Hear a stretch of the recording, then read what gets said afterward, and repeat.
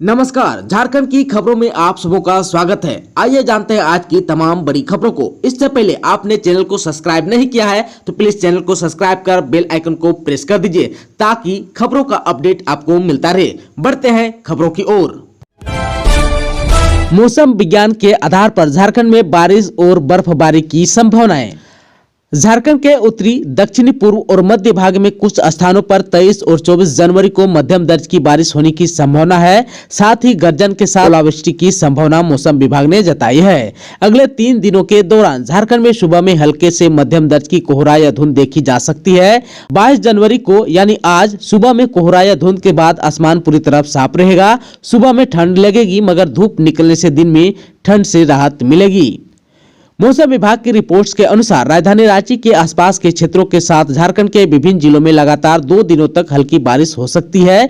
पिछले 24 घंटे के दरमियान सबसे अधिक तापमान 26.4 डिग्री सेल्सियस चाईबासा का और सबसे कम तापमान 5.1 डिग्री सेल्सियस गढ़वा का दर्ज किया गया। मौसम विभाग के अनुसार झारखंड के उत्तर पश्चिमी हिस्सों के साथ साथ मध्य हिस्सों में भी शीतलहर की स्थिति बनी हुई है। वहीं राजधानी रांची का अधिकतम तापमान 21.4 डिग्री सेल्सियस जबकि न्यूनतम तापमान 7.6 डिग्री सेल्सियस दर्ज किया गया। गुमला जिला में ग्रामीण महिलाओं ने पालकोट को नशा मुक्त बनाने का लिया संकल्प। अब हड़िया शराब बेचने वालों की खैर नहीं। गुमला जिला अंतर्गत पालकोट प्रखंड को नशा मुक्त बनाने को लेकर ग्रामीण महिलाएं एकजुट हुई। पालकोट थाना पुलिस के साथ मिलकर महिला मंडल की इन ग्रामीण महिलाओं ने हड़िया और शराब बिक्री करने वाले के खिलाफ अभियान चलाया। इस दौरान साप्ताहिक बाजार में हड़िया शराब बेचने और पीने वालों को खदेड़ा गया। वहीं आगे से इसकी बिक्री या सेवन नहीं करने को लेकर चेतावनी भी दी गई। इन महिलाओं ने कहा कि नशापान के कारण घरेलू हिंसा सबसे अधिक बढ़ जाता है, इसलिए इस प्रकार के अपराध को रोकने के लिए जरूरी है कि हड़िया और शराब की बिक्री पर रोक लगे। इसलिए पालकोट में नशापान के खिलाफ अभियान चलाया गया और निरंतर जारी रहेगा। साथ ही लोगों से इससे दूर रहने की भी अपील की है। राष्ट्रीय मतदाता दिवस में ऑनलाइन होगी प्रतियोगिताएं, ऑनलाइन शपथ लेंगे वोटर्स, रांची डीसी ने की अपील। रांची में राष्ट्रीय मतदाता दिवस के आयोजन को लेकर तैयारी की जा रही है। इसे लेकर रांची जिला निर्वाचन पदाधिकारी सह उपायुक्त छवि रंजन ने बैठक की। वर्चुअल बैठक में उप निर्वाचन पदाधिकारी एवं जिले के सभी विधानसभा क्षेत्र के ईआरओ, एईआरओ एवं अन्य संबंधित पदाधिकारी उपस्थित थे। इस दौरान डीसी ने कोरोना को देखते हुए ऑनलाइन प्रतियोगिता आयोजन कराने का निर्देश दिया। रांची के उपायुक्त छवि रंजन ने कहा, कोरोना संक्रमण के मद्देनजर राष्ट्रीय मतदाता दिवस पर प्रतियोगिता का आयोजन ऑनलाइन माध्यम से होगा। उन्होंने सभी विद्यालय एवं शैक्षणिक संस्थानों में कोविड-19 से संबंधित दिशा निर्देश के अनुसार इस वर्ष राष्ट्रीय मतदाता दिवस पर निर्वाचन आयोग द्वारा निर्धारित theme making election inclusive, accessibly and participated के अनुरूप वाद विवाद परिचर्चा, विभिन्न तरह की प्रतियोगिता जैसे पेंटिंग, गान, चित्रांकन, निबंध आदि का आयोजन कराने का निर्देश दिया। 10 लाख का इनामी नक्सली महाराज प्रमाणिक 2147 के साथ किया सरेंडर। झारखंड पुलिस समेत एनआई को थी तलाश। 10 लाख रुपए का इनामी भाकपा माओवादी जोनल कमांडर महाराज प्रमाणिक उर्फ राज प्रमाणिक शुक्रवार को झारखंड पुलिस के समक्ष सरेंडर कर दिया। इनामी नक्सली महाराज 2 दर्जन से अधिक नक्सली घटनाओं में शामिल रह चुका है। महाराज प्रमाणिक के सरेंडर करने को लेकर पुलिस बड़ी उपलब्धि मान रही है। एनआई को भी इसकी काफी समय से तलाश थी। सरेंडर करने के बाद 10 लाख का इनामी नक्सली महाराज प्रमाणिक ने कहा कि अब नक्सली संगठन सिद्धांतविहीन हो गई है। उन्होंने अन्य नक्सलियों को भी मुख्य धारा में लौटने की अपील की है। सहायक अध्यापक बनाए जाने के बाद सिमडेगा के पारा शिक्षकों में खुशी का माहौल, सरकार के प्रति जताया आभार। पारा शिक्षकों को सहायक अध्यापक बनाए जाने से जिले के पारा शिक्षकों में खुशी की लहर है। सिमडेगा जिला पारा शिक्षक संघ के अध्यक्ष एहतेसामुल हक ने कहा, वर्षों के संघर्ष के बदौलत हमें एक नई पहचान मिली है। इसके लिए मैं सरकार के साथ सभी मंत्री और विधायकों को धन्यवाद करता हूं, जिन्होंने हमारी भावनाओं को समझा और हमें एक नई पहचान दी है। झारखंड के मॉडल स्कूलों के बच्चे बनेंगे स्मार्ट, लैंग्वेज लैब में सीखेंगे अंग्रेजी। सीएम हेमंत का ये है प्लान। झारखंड के मुख्यमंत्री हेमंत सोरेन के शासनकाल में शिक्षा के स्तर में सुधार की परिकल्पना जल्द मूर्त रूप लेगी। अच्छी और गुणवत्तापूर्ण शिक्षा गरीब, किसान, वंचित और पिछड़ों के बच्चों को भी प्राप्त हो, इसके लिए मुख्यमंत्री ने पंचायत स्तर पर मॉडल स्कूल का निर्माण कार्य शुरू किया है। मॉडल स्कूल के निर्माण की मॉनिटरिंग मुख्यमंत्री खुद कर रहे हैं ताकि झारखंड के बच्चों को जल्द से जल्द गुणवत्तापूर्ण शिक्षा से आच्छादित किया जा सके। वर्तमान में करीब 80 मॉडल स्कूल का निर्माण कार्य प्रगति पर है। स्कूलों में लैंग्वेज लैब की की स्थापना के साथ स्पोकन इंग्लिश कोर्स तैयार कर विद्यालयों को संचालित किया जाएगा। स्कूल संचालन का नेतृत्व करने वाले प्रधानाध्यापकों की क्षमता और नेतृत्व क्षमता विकसित करने के लिए उन्हें प्रशिक्षित करने का कार्य किया जा रहा है। शिक्षा विभाग ने इसके लिए प्रखंड स्तर पर 325 प्रधानाध्यापकों का प्रशिक्षण के लिए निबंधन किया है, जिसमें से 176 प्रधानाध्यापकों का प्रशिक्षण पूर्ण हो चुका है। शेष का प्रशिक्षण 31 जनवरी 2022 तक पूर्ण कर लिया जाएगा। इस प्रशिक्षण कार्यक्रम में 740 शिक्षकों ने भाग लिया है। आवासीय स्कूल के छात्रों को अब टैब के साथ मिलेंगे 2 GB डाटा मुफ्त। 21,000 विद्यार्थियों का होगा लाभ। कल्याण विभाग के 136 आवासीय विद्यालयों के 21,000 विद्यार्थियों को राज्य सरकार टैब के साथ 1 साल तक रोज 2 GB फ्री डेटा उपलब्ध कराएगी। अनुसूचित जनजाति, अनुसूचित जाति और पिछड़ा वर्ग के इन छात्रों के लिए टैब के साथ ही रिचार्ज और सिम कार्ड की व्यवस्था सुनिश्चित की जाएगी। टैब में सभी महत्वपूर्ण और आवश्यक शिक्षण सामग्री पहले से रहेगी। कल्याण विभाग के आवासीय विद्यालय में पढ़ने वाले कक्षा 1 से 12वीं तक के सभी छात्र छात्राओं को मुफ्त में टैब दिया जाएगा। टैब, सिम कार्ड और 12 महीनों के डेटा रिचार्ज पर राज्य सरकार लगभग 26.25 करोड़ रुपए खर्च करेगी। 12 महीनों के लिए न्यूनतम 2 GB प्रतिदिन डेटा रिचार्ज और सिम कार्ड के लिए जिला कल्याण पदाधिकारी को राशि उपलब्ध कराई जाएगी। जिला कल्याण पदाधिकारी स्थानीय स्तर पर नेटवर्क की उपलब्धता के आधार पर विद्यार्थियों को सिम कार्ड उपलब्ध कराएंगे। हालांकि कल्याण विभाग द्वारा संचालित राज्य के 7 एकलव्य मॉडल आवासीय विद्यालयों के छात्रों को राज्य सरकार टैब नहीं देगी। एकलव्य विद्यालयों के विद्यार्थियों को भारत सरकार द्वारा टैब दिया जाएगा। टैब की खरीद जेम पोर्टल के माध्यम से आदिवासी कल्याण आयुक्त कार्यालय की ओर से की जाएगी। जेपीएससी मेंस की परीक्षा 9 केंद्रों पर प्रतिनियुक्त हुए दंडाधिकारी और पुलिस अधिकारी। जेपीएससी यानी झारखंड लोक सेवा आयोग रांची द्वारा आयोजित संयुक्त और सैनिक सेवा मुख्य प्रतियोगिता परीक्षा 28, 29 एवं 30 जनवरी 2022 को आयोजित की गई है। प्रथम पाली की परीक्षा पूर्वाह्न 10 बजे से 1 बजे अपराह्न तक एवं द्वितीय पाली की परीक्षा अपराह्न 2 बजे से शाम 5 बजे अपराह्न तक आयोजित की गई है। आप सबको को बता दूं कि रांची के 9 परीक्षा केंद्रों पर जेपीएससी मेंस की परीक्षा आयोजित की जाएगी। कदाचार मुक्त परीक्षा को लेकर दंडाधिकारी और पुलिस पदाधिकारी की प्रतिनियुक्त कर दी गई है। कब होगी जैक, मैट्रिक और इंटर की परीक्षा? अगले हफ्ते की बैठक में लिया जाएगा फैसला। मैट्रिक और इंटर की परीक्षाओं को लेकर अगले सप्ताह तक अंतिम निर्णय लिए जाने की संभावना है। झारखंड एकेडमिक काउंसिल की ओर से इस संबंध में जल्द ही स्कूली शिक्षा एवं साक्षरता विभाग को वस्तु स्थिति से अवगत कराया जाएगा। झारखंड एकेडमिक काउंसिल के अध्यक्ष डॉक्टर अनिल कुमार महतो ने गुरुवार को जैक के अधिकारियों के साथ बैठक की। बैठक में जैक के कार्यों की जानकारी ली, कक्षा 8 से लेकर इंटर तक की परीक्षा की तैयारी की समीक्षा भी की। राज्य में कोविड-19 संक्रमण के कारण फिलहाल 31 जनवरी तक विद्यालय बंद है। इस कारण परीक्षा को लेकर सरकार से अनुमति लेने का निर्णय लिया गया। सरकार से अनुमति मिलने पर झारखंड एकेडमिक काउंसिल द्वारा परीक्षा की तिथि घोषित की जाएगी। अगले सप्ताह तक इस संबंध में निर्णय लिए जाने की संभावना है। मैट्रिक और इंटर के साथ साथ कक्षा 8, 9 और 11वीं की बोर्ड परीक्षा की तिथि भी घोषित की जाएगी।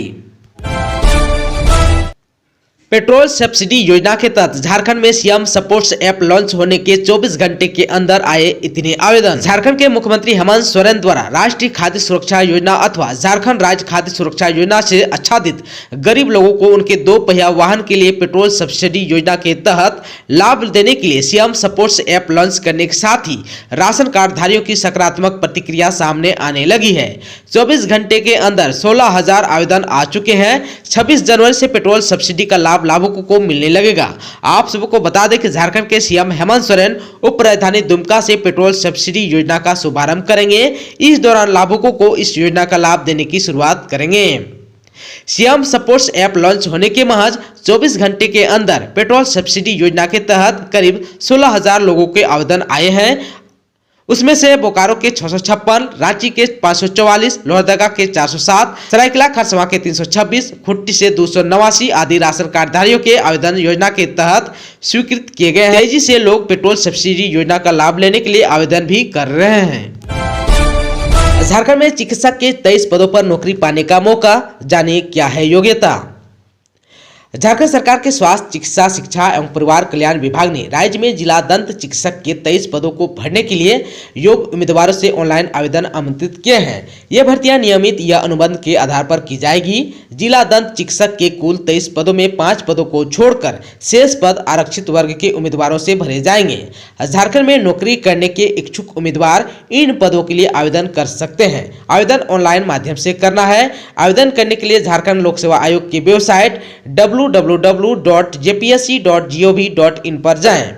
इन पदों के लिए आवेदन कर रहे उम्मीदवार की न्यूनतम उम्र 18 वर्ष और अधिकतम 40 वर्ष होनी चाहिए। उम्र सीमा की संदर्भ तिथि 1 अगस्त 2021 है।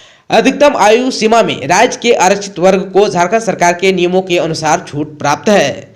झारखंड लोक सेवा आयोग इन पदों पर योग्य उम्मीदवारों के चयन के लिए लिखित परीक्षा और इंटरव्यू का आयोजन करेगा। अनारक्षित EWS और OBC वर्ग के उम्मीदवारों को 600 रुपये आवेदन शुल्क देना होगा। वहीं झारखंड राज्य के SSC ST वर्ग के उम्मीदवारों को 150 रुपये परीक्षा शुल्क देना होगा।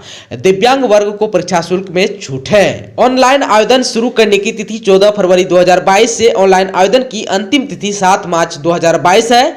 ऑनलाइन शुल्क जमा करा सकेंगे 8 मार्च 2022 तक। जमा किए गए आवेदन का प्रिंट आउट स्वीकार होगा 17 मार्च 2022 शाम 5 बजे तक। आश्रम की आड़ में अपराध, भंडारे के साथ बनती थी योजना। बाबा परिहस्त गिरोह के 12 आरोपी गिरफ्तार। देवघर के जयमंगला आश्रम में पुलिस की छापामारी में बाबा परिहस्त गिरोह के 12 अपराधियों की गिरफ्तारी हुई है। बाबा परिहस्त के इशारे पर जमीन का कब्जा दिलाने के साथ साथ रंगदारी वसूलना इसका मुख्य पेशा था। पुलिस ने इन अपराधियों के पास से भारी मात्रा में हथियार, कारतूस, चाकू और 4 बाइक बरामद किए हैं। इस बात की जानकारी SP धनंजय कुमार सिंह ने दी।